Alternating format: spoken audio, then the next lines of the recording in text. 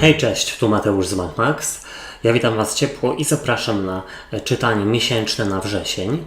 I tradycyjnie zobaczę dla Was ogólną energię, co ma szansę do Was przyjść i odejść do przeszłości, jak Wy się przedstawiacie, rada oraz informacja, czego raczej nie robić i czego unikać w tym miesiącu. Dalej przejdę do czytania na miłość i uczucia dla singli i osób w związkach. I całość zakończę informacją, co wydarzy się w pracy i w finansach.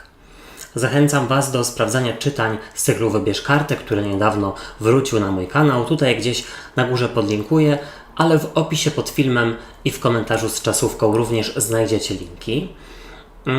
Subskrybujcie kanał i zostawiajcie po sobie ślad w postaci komentarzy i kciuków w górze, dlatego że to pomoże mi gdzieś w rozwoju kanału.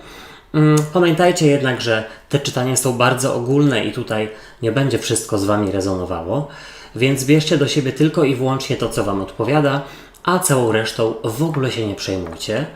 Ewentualnie zachęcam Was do sprawdzania czytań dla swoich znaków ascendentalnych również, no bo wówczas będzie można wyciągnąć taką szerszą wiedzę na temat tego, co przyniesie dany miesiąc, tydzień itd., itd.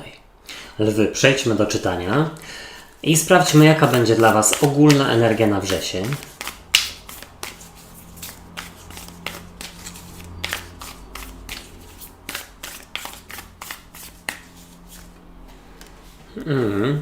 Spokojny miesiąc, naprawdę dobry na urlopy, urlopowanie się tak zwane. Co do Was przychodzi, co się pojawia?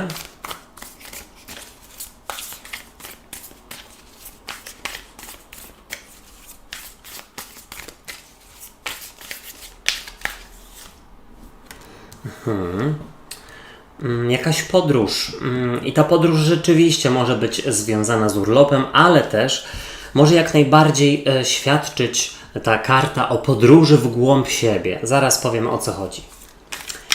Co odchodzi do przeszłości?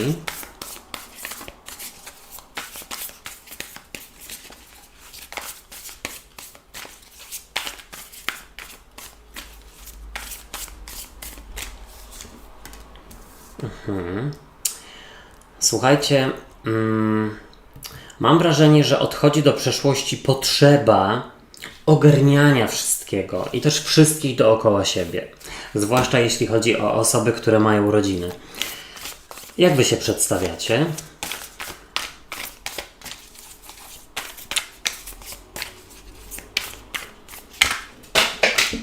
Wybaczcie, bo wypadły mi karty. Wypadły mi karty i no dobrze, w takim razie weźmy tę, która się odwróciła, bo jedną z nich zobaczyłem. A jest to 6 kielichów i słuchajcie, no ja widzę tutaj sporo bujania w obłokach, ale takiego raczej związanego z rozmarzeniem się. Może z jakąś błogością. Jaka będzie dla Was rada?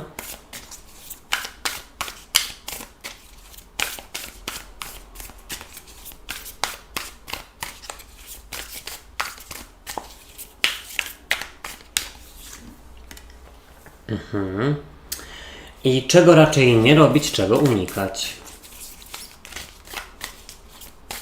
Bardzo zielone te wszystkie karty. To znaczy w ogóle ta talia jest raczej bardzo zielona, bo to słowiańska. Związana z ludowością. Ale macie mocne osoby. Zaraz Wam pokażę. Bardzo mocne osoby. Ale zielone w tym sensie, że tutaj no mam wrażenie, że dużo czasu przebywacie lub wypadałoby przebywać na świeżym powietrzu. Zobaczcie, co tutaj jest. Cesarz i cesarzowa. Dwie bardzo silne osobowości, być może nawet para. A do tego, słuchajcie, jest pustelnik i kapłan. Bardzo, bardzo silne osoby. Być może gdzieś w tym miesiącu, wybaczcie, trzeba będzie na przykład pomyśleć nad takimi ustawieniami rodzinnymi, w cudzysłowie, i zastanowić się rzeczywiście, jak wygląda hierarchia u Was w rodzinie. O, tutaj mi się troszeczkę zamotało. I teraz tak, ta hierarchia i wyciągnijcie jakieś wnioski z tego, ale to zaraz. Zobaczcie, z przełożenia jest karta cesarza i cesarz no to jest właśnie taki srogi i wymagający władca rzeczywiście, który gdzieś ma wszystko pod kontrolą, ma wszystko ułożone i gdzieś mam wrażenie, że ta kontrola tutaj jej będzie mniej, dlatego że albo ktoś, z kim na przykład spędzacie urlop, może troszeczkę przejąć inicjatywę, ewentualnie możecie po prostu odetchnąć tak jak ten władca, tak jak ten cesarz, czyli nie muszę tutaj wszystkiego ogarniać dookoła, rozporządzać, delegować i tak dalej. Mogę sobie wreszcie po prostu usiąść i spokojnie odpocząć. I tutaj jak już sobie rzeczywiście usiądziecie i spokojnie odpoczniecie, to będzie u Was takie poczucie, że no właściwie wszystko co mam, doszłam do tego sama i gdzieś jestem z siebie dumny. Umiem siebie docenić. Umiem docenić jakąś swoją przemianę, która gdzieś na przestrzeni lat się na pewno gdzieś tam wewnątrz zadziała. Taka przemiana związana z dojrzałością emocjonalną i życiową. Tutaj może być rzeczywiście dużo czasu na takie przemyślenia w tym miesiącu. Tutaj w ogólnej energii jest dla Was karta umiarkowania i ona właściwie mogłaby mówić o jakiejś błogości, bo jak patrzę na nią, to rzeczywiście robi mi się błogo.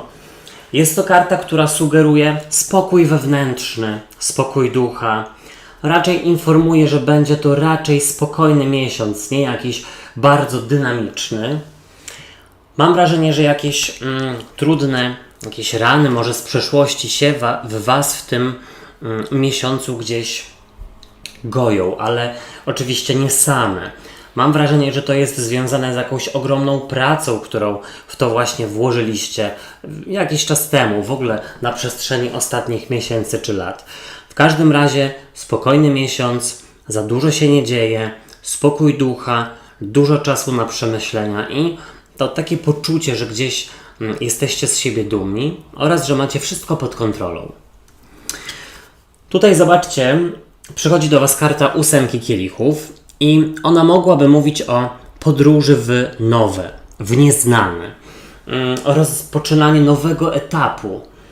Jest to informacja, że rzeczywiście ktoś z Was być może wyjeżdża w tym miesiącu na urlop albo wraca na przykład do obowiązków po urlopie. Jeszcze inna jest rzecz taka, że ta 8 kielichów mogłaby tutaj sugerować, patrząc na całość rozkładu, taką podróż do wnętrza siebie. Podróż rzeczywiście w głąb siebie. Ku odnalezieniu jakiejś odpowiedzi na coś ważnego. Ku ukojeniu siebie albo swojego wewnętrznego dziecka. Tutaj 8 kielichów też może sugerować, że ktoś bardzo Wam bliski, być może nawet Wasza pociecha, gdzieś tutaj rozpoczyna nowy etap życiowy i Wy gdzieś tutaj, wiecie, patrzycie na to z takim spokojem. Na przykład jeśli tutaj dzieci wyjeżdżają na studia, do pracy i tak dalej, i tak dalej. Tutaj nie obawiacie się wypuścić z gniazda. Zobaczcie, do przeszłości odchodzi karta kapłanki, cesarzowej. I ta cesarzowa jest właśnie osobą, która może być uznawana za matkę, za taką przewodniczkę. I ja bym powiedział, że jako że ta karta odchodzi do przeszłości, to jest to informacja, że właśnie możecie troszeczkę odsapnąć, dlatego że macie mniej odpowiedzialności związanej z opieką nad kimś, bądź słuchajcie, związanej z takim moralizowaniem najbliższych Wam osób w Waszym otoczeniu. Zwłaszcza na przykład jeśli ktoś jest starszy, dojrzały wiekiem, a gdzieś tutaj powiedzmy w głowie, troszeczkę jednak nie do końca tej dojrzałości jest. Tutaj nie trzeba matkować, tutaj czy tam ojcować. Tutaj gdzieś nie trzeba tak bardzo rzeczywiście się nastarać, żeby komuś pomóc, żeby kogoś wesprzeć. I to wcale nie chodzi mi o to, że jest tutaj jakiś niezdrowy egoizm w Was. Nie, po prostu na tyle spokojny miesiąc, że gdzieś możecie odsapnąć i ciało, i duch. Zobaczcie, Wy przedstawiacie się jako 6 kielichów. I 6 kielichów to z jednej strony karta, która sugeruje cofnięcie się w przeszłość. Karta przeszłości. Tutaj patrząc na ten rozkład, no mi się wydaje, że wy gdzieś analizujecie w tym miesiącu bardzo relacje swoich rodziców, być może relację swoją ze swoim dzieckiem lub z matką bądź z ojcem. Jest tutaj coś do przepracowania. Być może wypadałoby się zastanowić, dlaczego jakieś schematy udaje wam się cały czas gdzieś kontynuować, których byście nie chcieli. Schematy, które były gdzieś podejrzane u rodziny, u rodziców.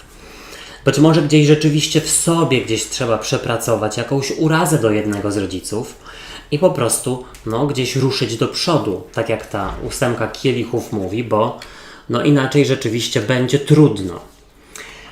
6 kielichów to jak najbardziej karta rozmarzenia i bujania w obłokach. Również jakiegoś ukojenia, patrząc na całość rozkładu. I mi się właśnie wydaje, że jest to na tyle spokojny miesiąc, że możecie sobie pomarzyć, odpocząć.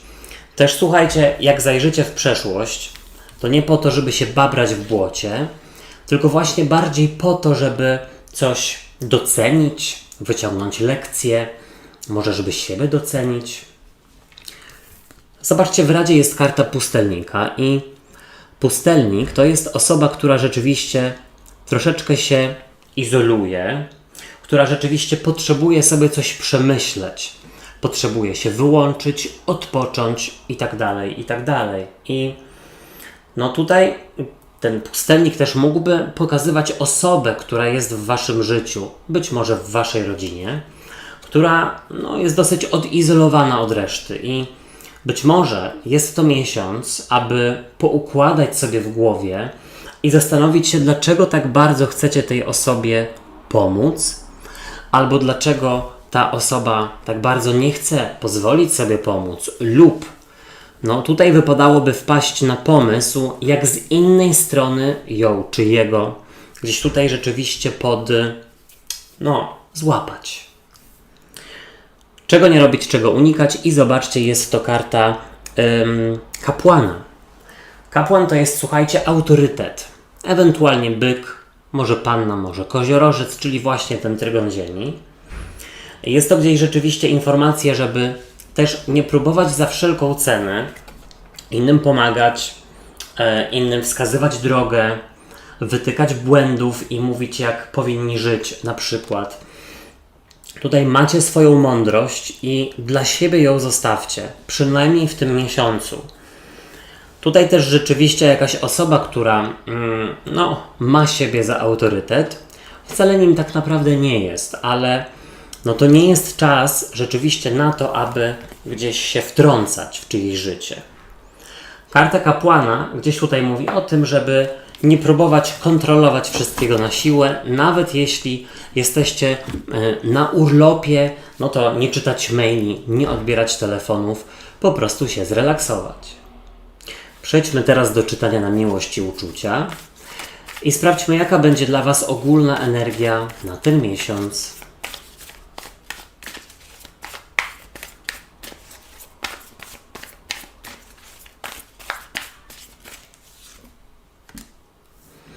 Co przychodzi do singli, ewentualnie jak pokazuje się wasz partner lub partnerka w związku, w relacji. Tutaj też, słuchajcie, widzę jakieś rozmarzenie, szczerze mówiąc. Ale też być może konieczność podjęcia jakiejś wspólnej decyzji. Być może o inwestycji finansowej. Jak wy się przedstawiacie?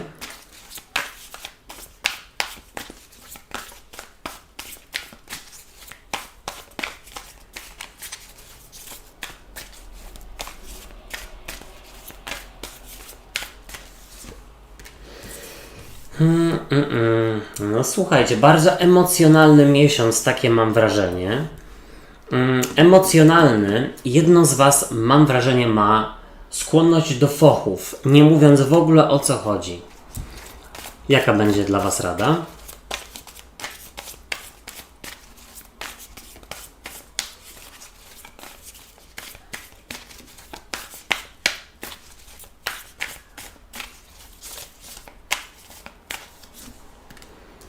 w razie jest, żeby rzeczywiście odpuścić, ale nie relację z drugą osobą, tylko w ogóle jakąś urazę. No bądź gdzieś tam, słuchajcie, takim, jak to powiedzieć, no, przymykać oko. Czego nie robić, czego raczej unikać, jeśli chodzi o miłość i uczucia we wrześniu.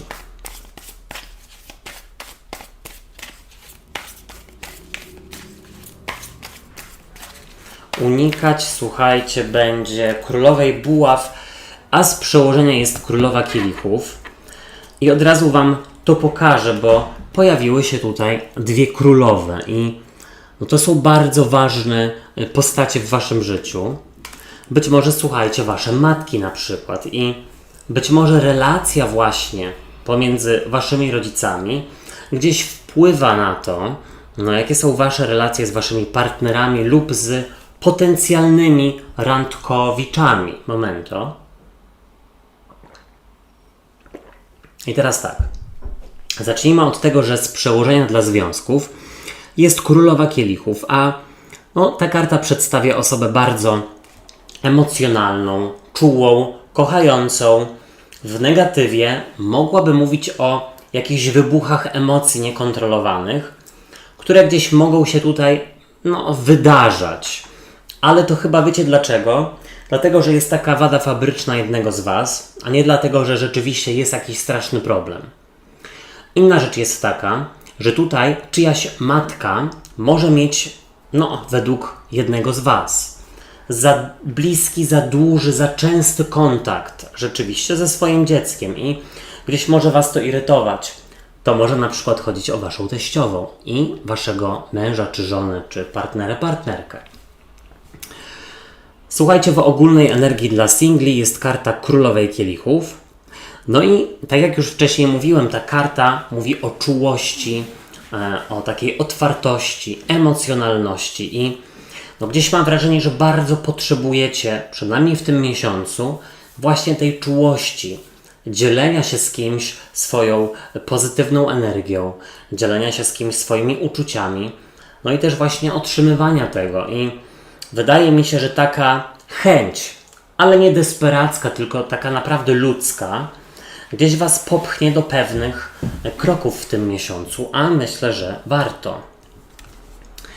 Zobaczcie, w ogólnej energii dla związków jest 7 kielichów, wybaczcie. 7 kielichów, a ta karta może mówić o rozmarzeniu, bądź, słuchajcie, konieczności podjęcia jakiejś decyzji. I ta decyzja być może jest związana ze wspólną inwestycją finansową w coś większego.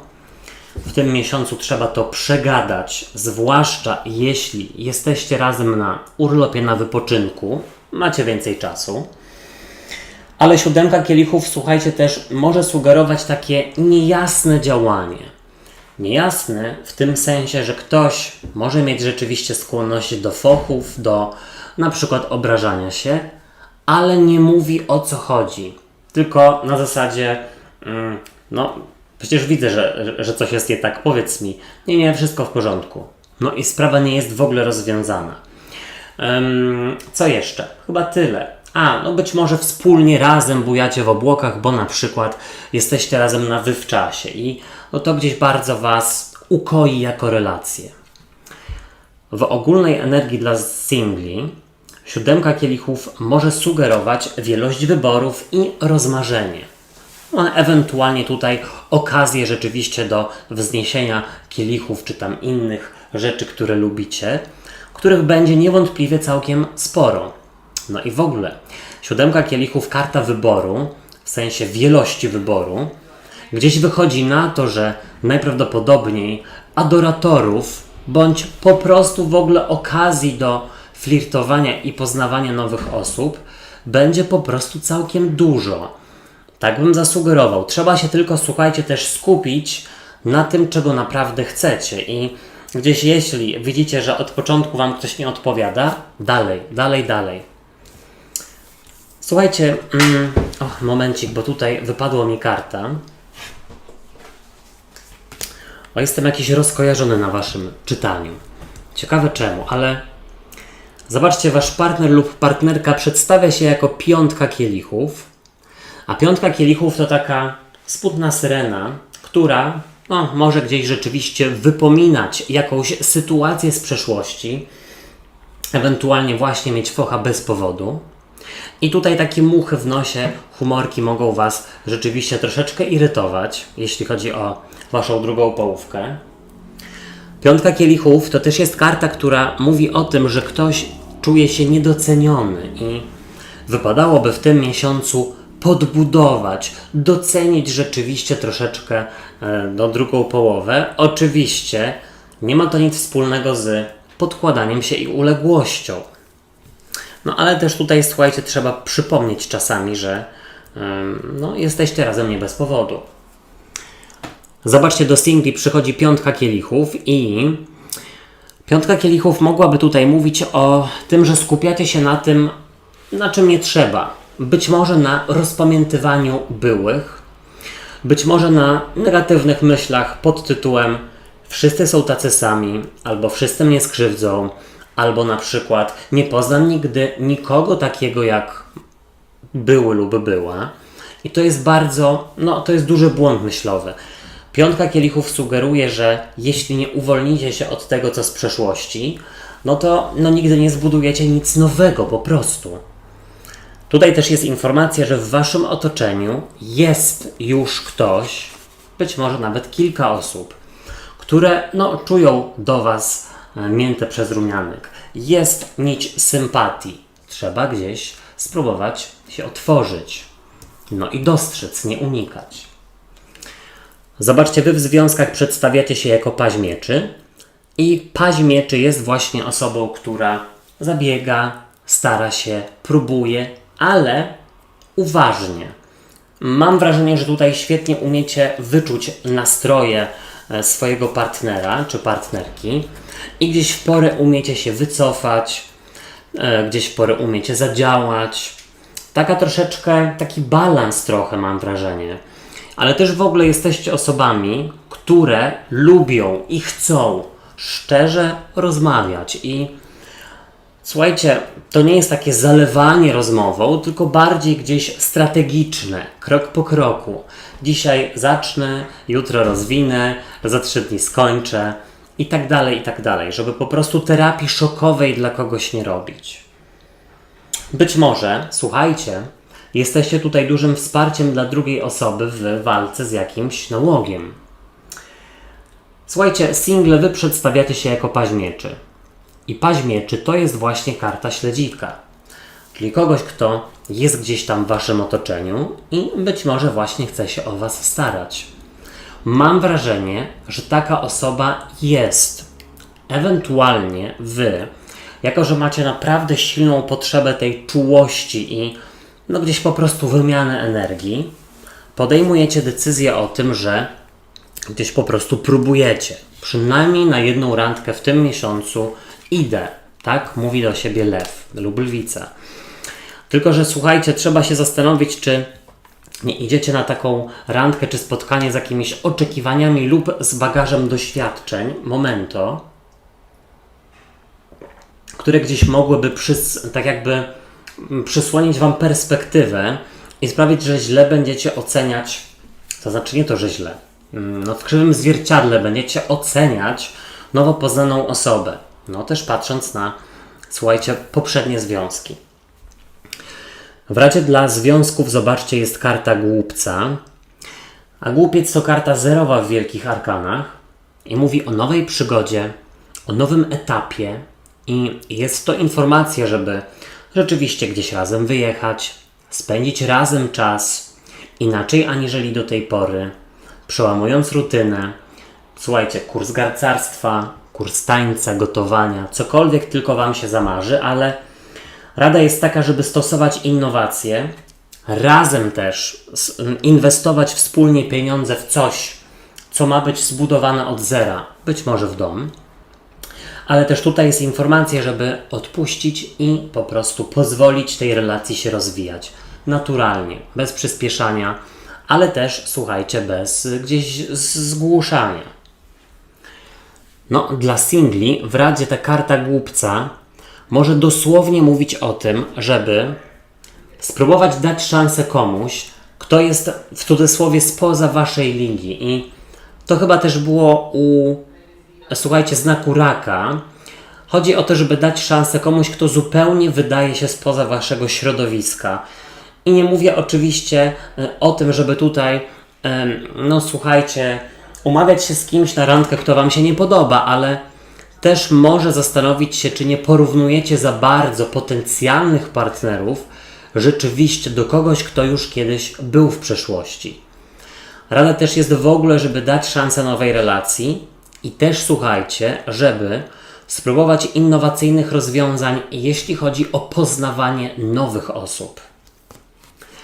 Czego nie robić i czego unikać dla związków? Jest to karta, słuchajcie, królowej buław. Karta lwa, ewentualnie barana lub strzelca. Powiedziałbym tak, no tutaj temperament momentami swój, ewentualnie ego rzeczywiście chować do kieszeni. Jeśli mają być rozmowy, to nie robić sobie na złość, nie wypominać, tylko gdzieś na spokojnie i dyplomatycznie rozmawiać. Królowa buław też nie pozwalać wtrącać się w waszą relację jakiejś kobiecie, być może matce lub teściowej. Bo to wy wiecie najlepiej, jak wasza relacja wygląda, a nie ona. Czego nie robić, czego unikać dla singli? Słuchajcie, jest to królowa buław i patrząc na cały rozkład, ja bym powiedział tak. Nie odnawiać romansu z byłym albo byłą, bo tutaj być może ktoś jest pazerny na atencję, na uwagę, albo zima idzie i gdzieś tutaj, trzeba powiedzmy się z kimś poprzytulać, więc wraca. Idzie tam, gdzie zna, bo wie jak uderzyć, że tak powiem. Wie, w które struny uderzyć, żeby gdzieś był efekt i nie dać się takiej osobie. Królowa buław też sugeruje, żeby zastanowić się, czego chcecie naprawdę od miłości, od życia, jeśli chodzi o miłość, i zastanowić się, czy to, czego chcecie, jest kompatybilne z tym, co robicie. Zostawiam do przemyślenia. Przejdźmy do czytania na pracę i finanse. Jaka będzie dla was ogólna energia?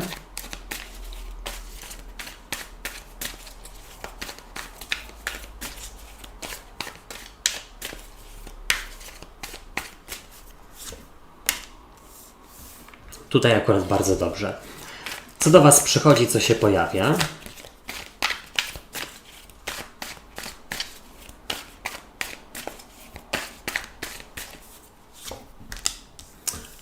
Też ładnie. Królowa kielichów już po raz drugi się pojawiła, albo i trzeci. Co odchodzi do przeszłości?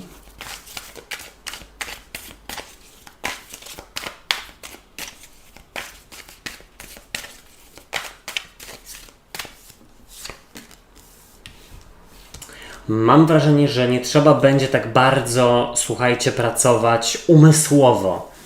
Albo urlop, albo rzeczywiście mniej pracy. Jak wy się przedstawiacie?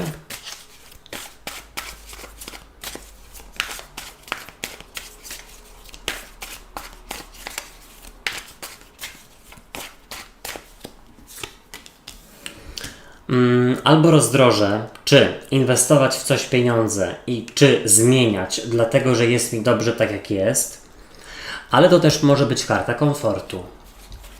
Rada dla was.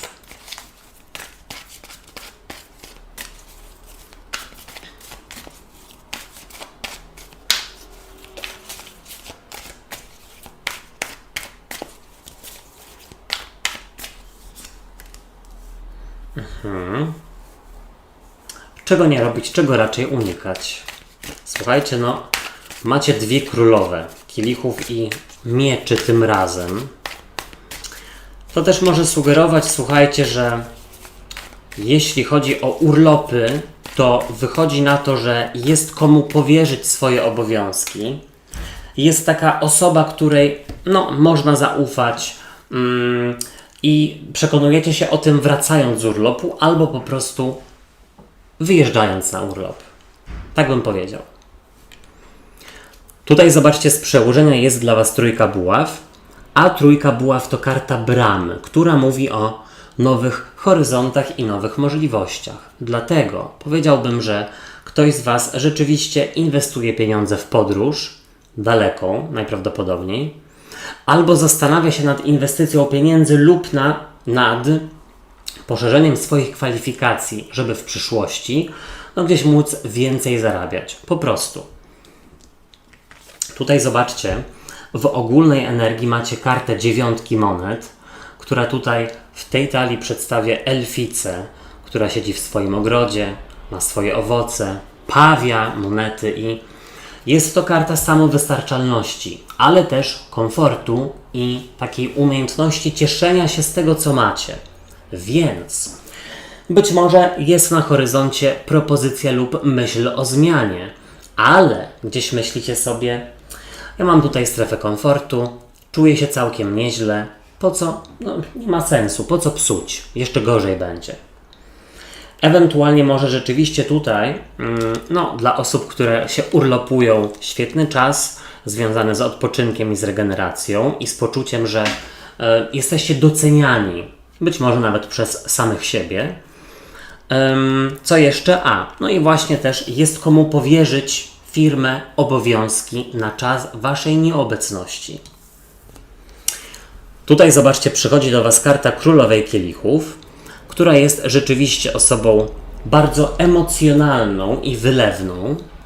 I powiedziałbym, że tutaj możecie mieć skłonność do nadmiernego wydania pieniędzy, rzeczywiście na rzeczy, które jakoś tak bardzo nie są Wam potrzebne, ale gdzieś mają Wam poprawić nastrój, czy upiększyć, powiedzmy, dom, mieszkanie, otoczenie. Tutaj, słuchajcie, widzę jakąś pełnię emocjonalną związaną z takim poczuciem bezpieczeństwa w życiu zawodowym, przynajmniej jeśli chodzi o wrzesień. Dobry też czas dla osób, które pracują z młodszymi, podopiecznymi. Słuchajcie, do przeszłości odchodzi karta Królowej Mieczy. I Królowa Mieczy tutaj w przeciwieństwie do Królowej Kielichów jest taka bardzo skupiona, rozumowa, taka właśnie dużo analizująca, strategicznie myśląca. I jest to informacja, że albo z taką osobą, typu na przykład autorytet, gdzieś jesteście w stanie dojść do porozumienia i gdzieś tutaj może nawet nie wywalczyć, bo ja tutaj nie widzę walki, ale wyrozmawiać sobie, że tak powiem, jakiś bonus, może dodatkowe pieniądze. Mam wrażenie, że gdzieś ktoś, kto jest Waszym autorytetem, być może szef lub szefowa, są bardziej skłonni na ustępstwa, ale też tu jest rzeczywiście informacja, że mniej trzeba pracować w tym miesiącu rozumowo, analizować, planować. Jest po prostu spokojniej. I zobaczcie, Wy przedstawiacie się jako dwójka buław, a dwójka buław to karta po pierwsze rozdroża, więc gdzieś z jednej strony rzeczywiście zastanawiacie się, czy ryzykować, czy zmieniać, czy przejmować jakąś propozycję, czy inwestować pieniądze, na przykład z partnerem lub partnerką, bo gdzieś jest dobrze tak jak jest, a czasami jak komuś się chce więcej, to może tylko na tym stracić. Ale dwójka buław to oczywiście też jest karta, tutaj patrząc na Wasz rozkład, jakiejś strefy komfortu i czujecie się komfortowo w swoim miejscu pracy albo rzeczywiście na urlopie. To wiadomo. Zobaczcie, tutaj w Radzie jest dla Was karta Pazia Buław. I Paź Buław to karta przedstawiająca posłańca, takiego messengera, kogoś, kto rozmawia, kogoś, kto komunikuje. I jest to ewidentnie informacja, żeby negocjować, próbować, rozmawiać o pieniądzach, rozmawiać o podwyżkach i inwestycjach. Dlatego, że gdzieś tutaj, tak jak już wcześniej wspomniałem, osoba, która gdzieś jest autorytetem lub mogłaby Wam pomóc w osiągnięciu tutaj pełni materialnej, gdzieś jest w stanie przystać na Waszą prośbę. Paź Buław tutaj też oczywiście może sugerować, żeby odpuścić sobie sprawdzanie maili, czy próbę kontrolowania wszystkiego podczas urlopu lub gdy na przykład jest jakaś delegacja wyjazd służbowy, bo tutaj naprawdę wszystko jest pod kontrolą. Czego nie robić, czego unikać? Karta rycerza buław, który, no słuchajcie, przedstawia kogoś dosyć rozjuszonego, kto działa pod wpływem emocji, kogoś, kto bardzo się czymś przejmuje i bardzo się w coś angażuje, nadmiernie. Jest to informacja też, słuchajcie, żeby jasne, troszeczkę odpuścić sobie tutaj kontrolę, można naprawdę wyluzować, ale też nie podejmować decyzji bardzo emocjonalnie, pod wpływem chwili, a propos zmian i inwestycji dużych pieniędzy. Tutaj gdzieś wypadałoby rzeczywiście najpierw odpocząć i porozmawiać ze sobą lub z osobami, które naprawdę znają się na jakichś rzeczach, o których mówimy. Inwestycjach, pracy, edukacji itd. Jest jeszcze jedna rzecz. I to nie jest tutaj jakiś straszak, tylko bardziej rada, żeby tutaj na pewno wszystko sprawdzić przed jakąś podróżą, dlatego że mogą być niespodziewane opóźnienia, niespodziewane wydatki, może się okaże, że czegoś zapomnicie i trzeba będzie dodatkowe pieniądze zainwestować w jakieś wizy na przykład, czy dodatkowe bilety. Moi drodzy i moje drogie, dzięki za uwagę i życzę Wam fantastycznego miesiąca. Subskrybujcie kanał i zostawiajcie po sobie ślad w postaci komentarzy i kciuków w górze, bo to pomoże mi w rozwoju go, a wtedy będzie więcej czytań. Trzymajcie się, do usłyszenia, do zobaczenia. Hej, cześć i papa.